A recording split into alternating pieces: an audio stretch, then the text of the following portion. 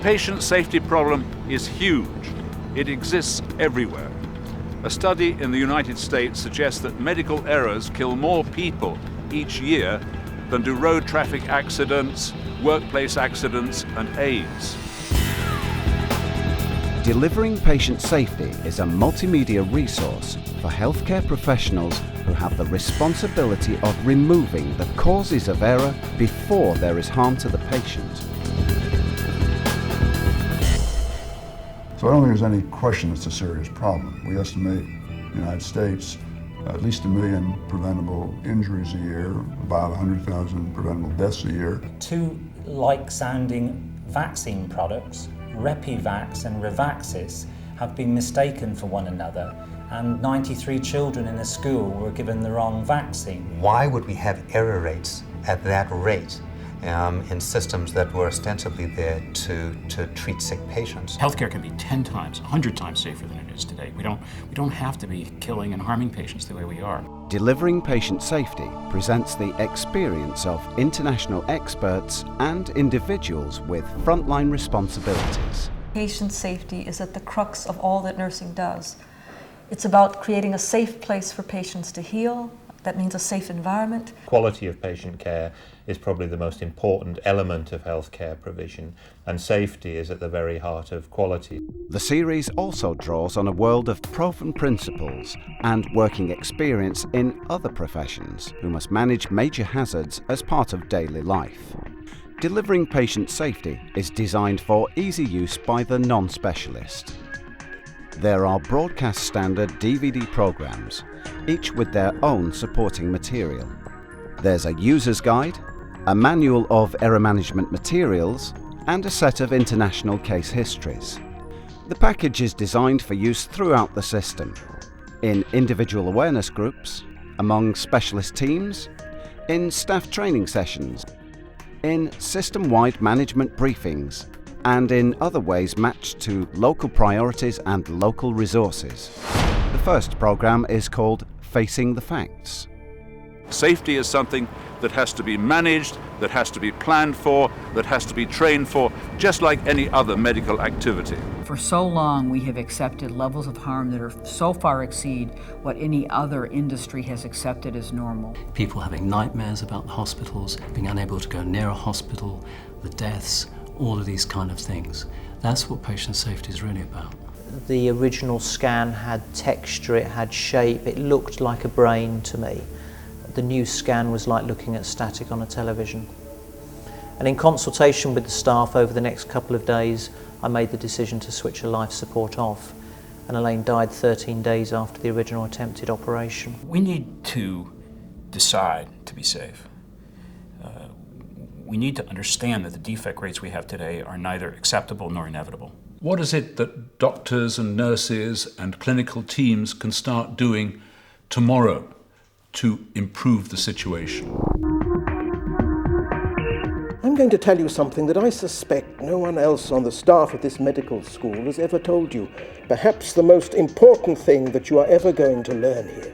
The second program, Changing the Culture, explores the kinds of change essential to improved outcomes. The program shows how teams and organizations can perform a simple cultural health check. A safe culture is an informed culture. It knows where the edge lies between dangers and safety. It also respects and knows its hazards. The no blame culture doesn't mean lack of self-criticism, and I think self-criticism to me is absolutely vital. People who might have been able to stop the error from reaching the patient, but they haven't liked to question it because they think that the person who's made the error is above error. Perhaps they're a senior consultant. Teams with the best outcomes are not necessarily those who make fewer errors. Information about errors and adverse events, harmful outcomes in healthcare has very seldom been studied openly. It's been treated as a nuisance, something we don't want to know about. I don't think we can become safer secretly. There's some very inescapable connection between openness and honesty and disclosure and involvement, confession, apology, all acts of openness and building a safe culture. What we're talking about at heart is making a very fundamental change in our culture. And we all know that, we're just not quite sure how to do it. It's absolutely critical that we're honest with our patients. We've got to put the trust back into the public trust and the care back into healthcare. Why Things Go Wrong is a program which explains what's really happening when disaster occurs. We can't eliminate human error, it's part of the human condition, but we can manage it. But if we are to manage it effectively, then we have to understand something about error, something about the varieties of forms that it can take. The objective isn't to make perfect people, it's to keep those mistakes from hurting people. Building Resistance to Error is a program which demonstrates the principles and their application in the front line. If there was one simple solution, if there was a magic bullet, something simple we could do to sort everything out, that would be fine. What research is showing us that the safety is a complex business. It's fluid, dynamic, changing. We all love to blame. Blaming is such a satisfactory emotion. The real purpose of the incident investigation is not to find out what happened.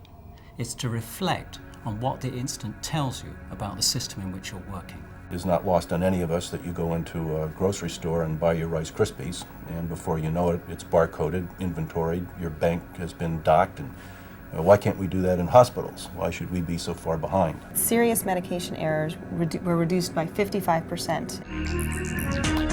We are going to create a crisis scenario for the surgeon, namely bleeding. If we do not train the staff and the workforce and probably install the team spirit within those staff, the likelihood of clinical incidents and clinical errors is on the increase. A safer system provides practical options for integrating measures aimed at the individual, the team, and operating units into a system-wide approach. The program explodes common myths about human error. Break free of the myth of medical infallibility. Errors happen in all fields of human endeavour. The trick is to recognise their inevitability. Most errors are caused not by bad people, but by bad systems. If you measure outcomes based purely on crude data, you will get some very misleading information. You've got to look at what is the risk of the operation itself, so you can weigh that against the benefit. And if you don't have an idea what that risk is, then you cannot come to a sensible conclusion. We finally found this thing called the trigger tool that we used that we could measure our adverse drug events. And then based upon our measurements and work, we were able to decrease our adverse drug events in 2 of our hospitals to approximately 1/10 of what they were when they started out. We're going to take the leadership of the organizations, bring them out to talk directly to the front line, then get to ask them specific questions around issues of patient safety. Most important measure of success is to be able to walk into a patient care area and see the caregivers, see the frontline nursing staff, physician staff, residents, trainees, discussing safety issues as a normal course of their day. We got to understand that we're going to do it together or it's not going to happen. Cooperation, teamwork, coming together across disciplinary boundaries, across institutional boundaries, and deciding this is a team problem, not an individual problem. It's got to be part of the future we build. Great doctors are not the ones that never make errors. Rather, they are people who expect errors to happen and who have strategies in place to cope with them.